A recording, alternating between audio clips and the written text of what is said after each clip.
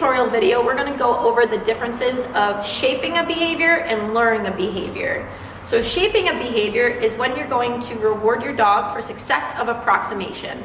This allows your dog to think on their own, which is going to help build confidence, and long term it really develops a dog that's more well-rounded versus always looking to be told and showed what to do, which is luring your dog into a behavior. Luring works quicker, but it doesn't solidify the dog as much in the beginning stages because they're not thinking on their own accord. Where shaping takes a little bit longer, but you're gonna see a huge difference in your dog's excitement when they get that behavior. So just a note, when you're using your clicker as a reinforcer for your dog, it does help when your dog's starting to get the behavior to reinforce them with praise. It really helps your dog. So when you see start to touch the touchpad with their foot, not only are we clicking for that behavior, but we're also reinforcing with words of encouragement, such as good girl, good job. That will have the likelihood of your dog continue to do the behavior. Also, when you're clicking for the behavior, you want to click for the behavior, reward for the position. So you'll see when we're training the dogs, we'll click when they start to do the behavior we want, but then we'll reward the food over the dish, so that way it reinforces them to continue moving towards that bowl.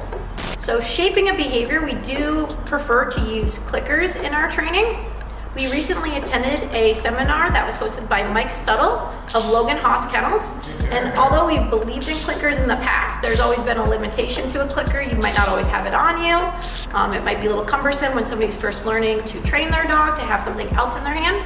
But after attending the seminar, we really back up that use of the clicker, because the only time that your dog's ever gonna hear that noise is when you're in training mode. Where throughout the day, you're gonna have your dog around you and you're talking throughout the day, and your voice gets diluted. That verbal mark isn't as strong as a click, because the only time that they hear a click is in training mode. The difference between luring is when you're manipulating your dog into a behavior, you're using food right in front of their nose to move them in the direction that you want them. So luring your dog is more guiding them into the behavior that you want versus them thinking on their own. So check it out, guys. Really works better. Just recently, no, forget it. So we just, so this is more,